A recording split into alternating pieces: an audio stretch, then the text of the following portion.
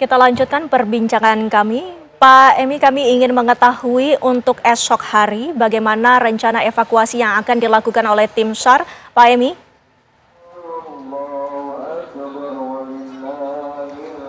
Baik, terima kasih. Untuk proses pencarian esok hari, kami akan tetap menggunakan metode pendekatan seperti yang saat ini kami lakukan, yaitu proses pembersihan. Kalau hari ini informasi dari koordinator teknis untuk pemindahan sudah dipastikan bahwa sektor 1 sudah berhasil dikuasai, istilah di lapangannya, artinya sudah bisa mendekati penyelesaian pada tahap A1, sehingga proses berikutnya adalah kita akan bergerak menuju ke A3.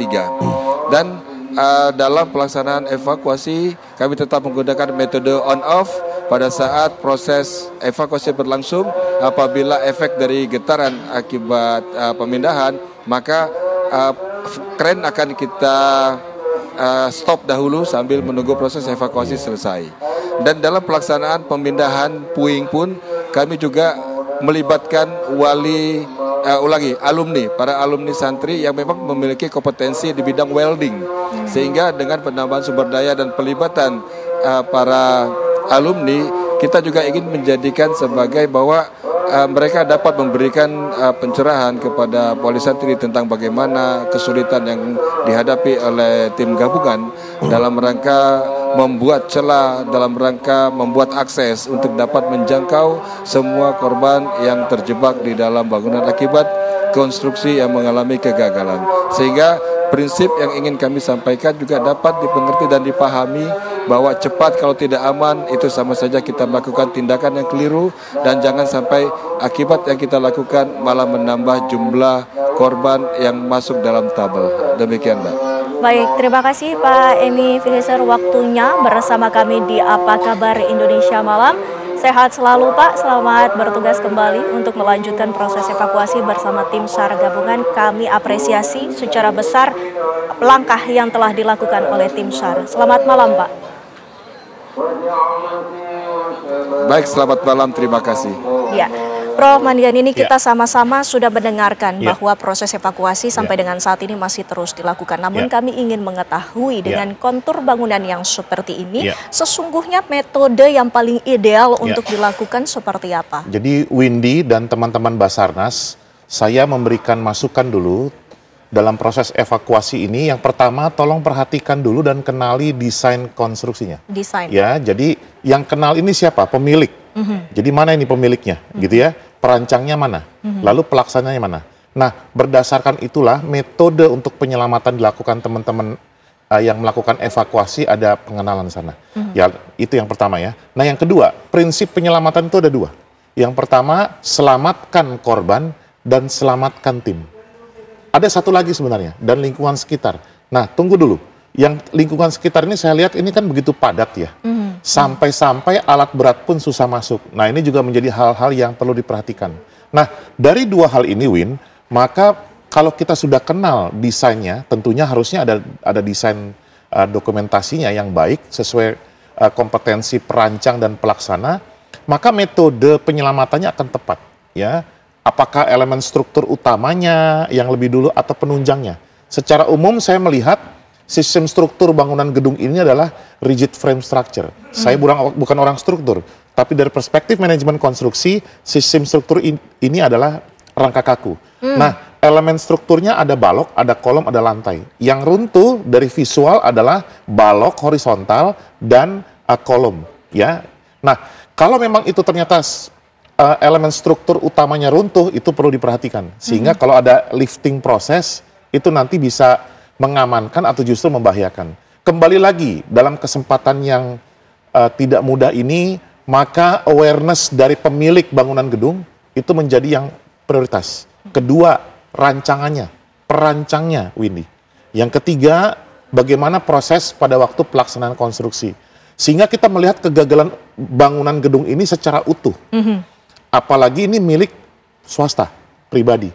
Dan ini berlaku tentunya untuk bangunan gedung pemerintah. Demikian. Ya. Dugaannya sementara bahwa ini adalah bangunan lama yang kemudian dibuatkan tingkat yang baru. Ini seperti apa? Prinsip bangunan gedung lama yang kemudian bertumbuh itu pun harus diperhatikan desainnya.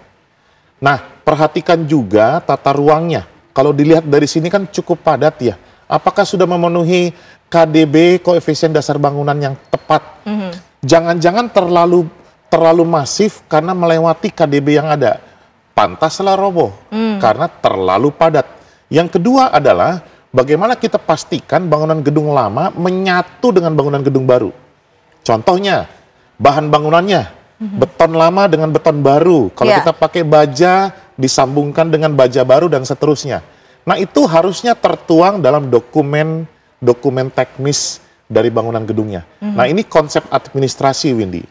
Nah, kalau ini sudah beres, pada waktu pembangunan, pelaksanaan mengacu ke situ. Pertanyaannya, semoga saya harapkan dokumen ini lengkap ya, sehingga kegagalan bangunan gedung ini bisa kita telusur. Apa penyebabnya?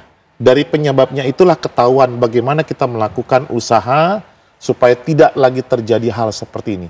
Mungkin ini juga momentum yang baik ya, Windy, karena bangunan gedung tempat pendidikan dan ibadah ini kerjasama dengan Kementerian Agama dan juga kami di Kementerian PU juga mencermati hal ini. Mungkin ini momentum sehingga tentunya karya konstruksi melakukan kolaborasi kerjasama halo-halo dengan Kementerian Teknis di Kementerian PU. Sekarang apalagi sudah ada Kementerian PKP gitu ya untuk perumahan dan seterusnya. Dan koordinasi itu perlu dilakukan. Tapi yang kami ingin catat adalah dengan adanya bangunan yang sudah ada, dibangun kembali ataupun ditambah, itu juga memerlukan perizinan. Bagaimana prosedurnya? Iya, bangunan gedung lama pertanyaannya, apakah sudah ada PBG-nya?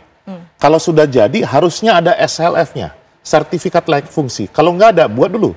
Sehingga bangunan gedung baru akan mengacu kepada ini untuk pembangunannya. Nah, ini harus berkesinambungan. Nah, bangunan gedung baru pada akhirnya akan disatukan SLF-nya dengan yang lama. Karena ini dokumen yang terbaru nantinya. Pertanyaannya, siapa yang lebih dulu aware terhadap hal ini? Pemilik bangunan gedung, bukan perancangnya. Tapi kami menghimbau kepada para perancang dan pelaksana kontraktor juga harus tanya ya ke ownernya, ke pemiliknya. Dokumen ini ada atau tidak? Kalau ini tidak ada semua dan dilaksanakan tanpa dokumen teknis, kita sudah tahu itu menyalahi undang-undang, menyalahi kebijakan dan standar yang ada. Mungkin tidak izin itu dikeluarkan tetapi tidak sesuai. Prinsip izin itu dikeluarkan sebelum dilakukan pekerjaan, itu prinsip. Kedua, harus sesuai, tidak boleh tidak. Kalau ada perubahan, harus ada halo-halo, harus ada informasi perubahan desain. Yang ketiga, setelah selesai, ada namanya as-built drawing. Jadi desain yang terbangun. Demikian juga yang ini.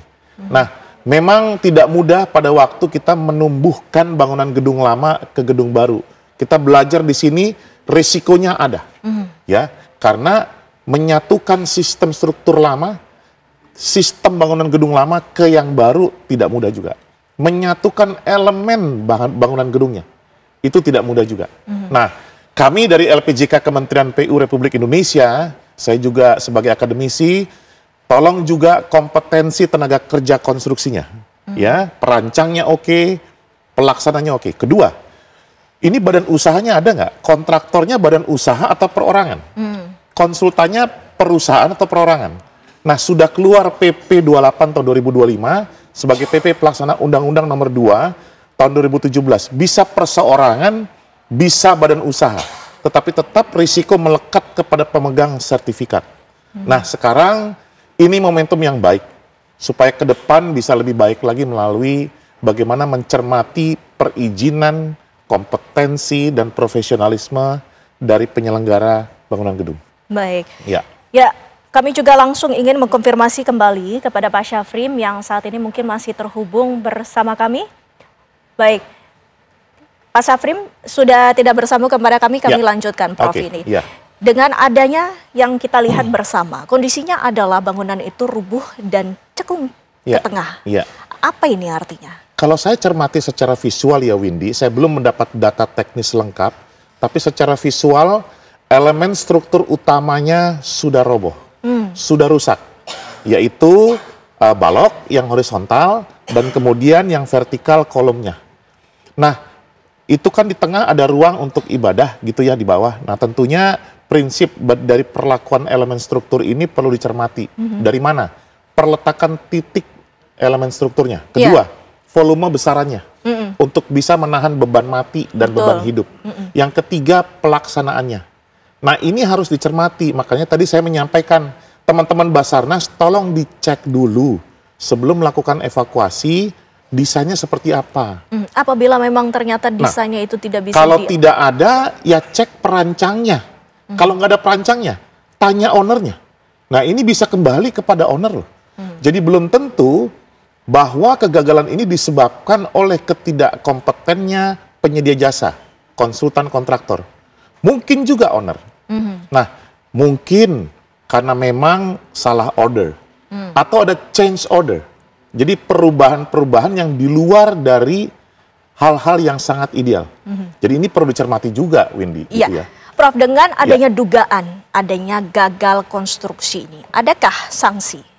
Ya, tentunya kalau berdasarkan Undang-Undang Nomor 2 Tahun 2017 pasca konstruksi ini sudah gagal. Sanksi akan dikenakan kepada pihak-pihak yang bertanggung jawab. Maka saran kami dilakukan penilaian kegagalan bangunan. Ada penilai ahli yang ditunjuk oleh menteri, bisa hadirkan. Dari Kementerian PU nanti bisa dihadirkan untuk bisa menilai siapa penyebab atau apa penyebab dari kegagalan ini. Yang tadi saya sampaikan, perencanaannya kah, perancangannya kah, pelaksanaannya. Lalu siapa pihaknya, orangnya, atau memang badan usahanya. Yang ketiga, dokumennya. Memang tidak ada dokumennya. Yang keempat, teknisnya. Seperti apa. Nah, dari hal-hal inilah bisa dikumpulkan nanti fakta-fakta yang ada supaya kita bisa melihat penyebab kegagalan bangunan gedung ini.